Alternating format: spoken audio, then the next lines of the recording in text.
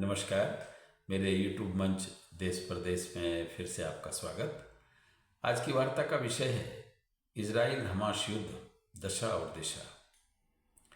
एक अल्प युद्ध विराम के बाद, जिसे वास्तव में युद्ध में विराम कहना श्रेयस्कर लगता है, फिर से इजराइल के हवाई ज़मीनी हमले के साथ युद्ध की शुरुआत हो चुकी है।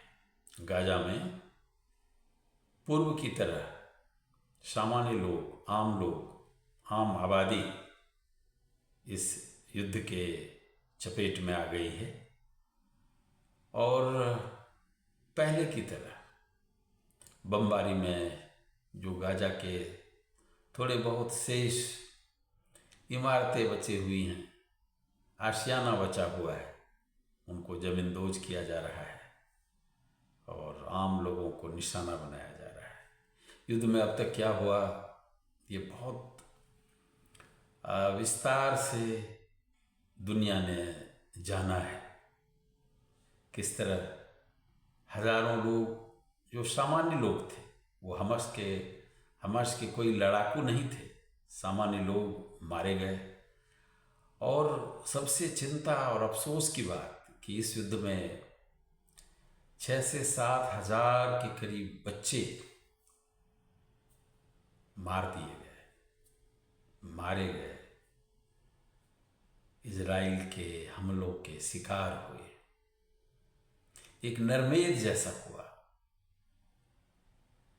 युद्ध के स्थापित नियमों की धज्जियां उड़ा दी गई, जिसे सामान्य तौर पर वारफेयर कहा जाता है।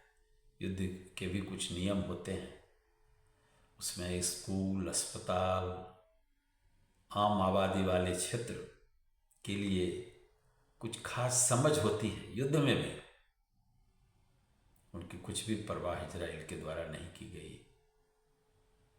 अस्पतालों को भी उसी तरह से टारगेट किया गया, यह कह के टारगेट किया गया कि ये कहीं हमास के ही तो केंद्र नहीं है। आरोप भी लगाया गया। अल-शिफा अस्पताल में क्या क्या हुआ, ये दुनिया ने जाना है। ठीक उसी तरह की एक पुनरावृत्ति जैसी हुई जैसे इराक को, सद्दाम हुसैन के इराक को अमेरिका ने रासायनिक हथियार के नाम पर बर्बाद कर दिया, तबाह कर दिया। उसी तरह की बात, उसका एक रूप दिखा कि अल-शिफा अस्पताल कैसे एक हमास का कमांड सेंटर है, इसलिए उसको नष्ट किया जा रहा है, बर्बाद किया जा रहा है। लेकिन कुछ भी इजराइल अपने इस आरोप के पक्ष में आज तक तो दुनिया के सामने में कोई प्रमाण नहीं ला सका है। जो युद्ध का दौर अब तक चला है, एक उससे उम्मीद बंधी थी युद्ध विराम के बाद कि शायद भले ही ये छोटी अवधि के लिए युद्ध विराम है, बंधकों की अदला बदली जिसका मुख्य उद्देश्य होगा, लेकिन शायद ये युद्ध विराम आगे खींचेगा, विस्तारित होगा और अंतिम रूप से कहीं अस्थायी युद्ध विराम हो जाए। दुनिया इसकी उम्मीद कर रही थी। दुनिया के शांतिपूर्ण माहौल चाहने वाले लोग, शांतिपूर्ण माहौल की बात करने वाली दुनिया के आवाम का बड़ा हिस्सा इस बात की उम्मीद लगाए बैठा था, लेकिन हुआ कुछ नहीं। अब तक का जो दौर चला, उसने ढेर सारी बातें स्पष्ट जैसी कर दी। उसने यह स्पष्ट किया कि अमेरिका और पश्चिमी यूरोप का मानव अधिकारों की बात करना, प्रजातंत्र की बात करना, न्याय की बात करना कितना बड़ा दिखावा है, ढोंग है। क्योंकि पता है, दुनिया को पता है कि इजराइल जो भी कर रहा है, यह अमेरिका और पश्चिमी राष्ट्रों के समर्थन पर ही कर रहा है। दुनिया ने धर्म के नाम पर इस्लामिक वर्ल्ड, इस्लामिक दुनिया के उस ढोंग को भी देखा।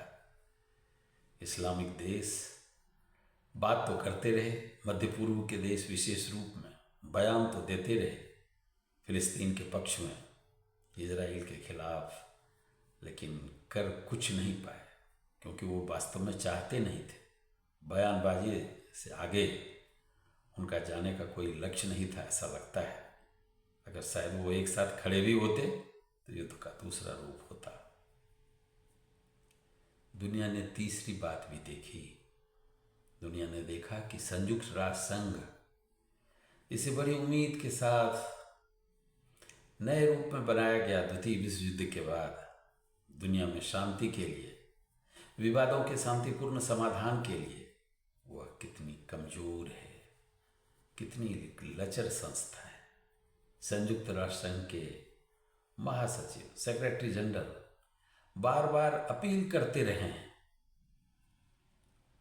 मानवीय आधार पर युद्ध विराम की, लेकिन इजराइल उसकी कोई परवाह नहीं करता, उल्टे उनसे इस्तीफे की बात करता है।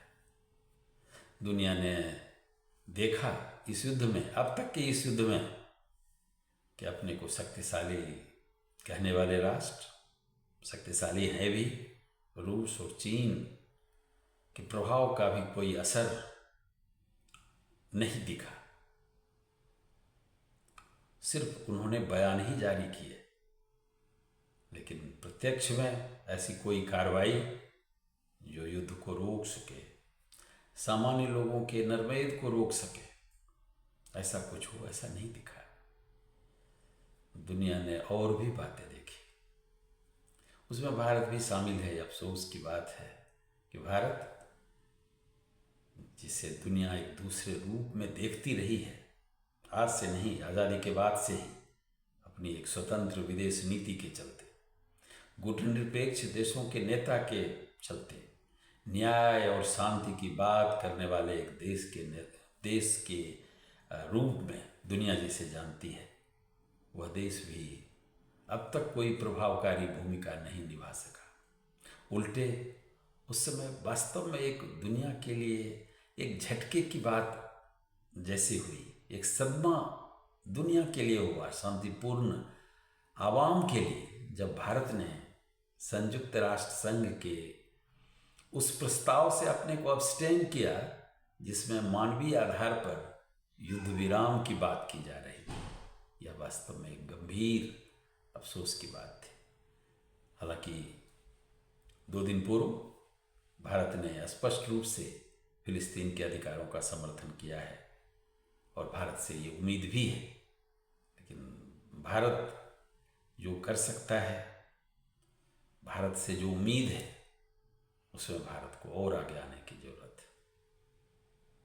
तो इस तरह इस लगभग 50 दिन चले युद्ध ने अब तक जो एक संदेशा दिया है, जो बातें दुनिया के सामने में रखी हैं, उसे एक आधार बनाकर आगे देखने की जरूरत है कि कैसे युद्ध तुरंत रुके। युद्ध कैसे रुकेगा? जबकि फिलिस्तीन के भी अधिकार को, फिलिस्तीन के भी अस्तित्व को समझा जाएगा।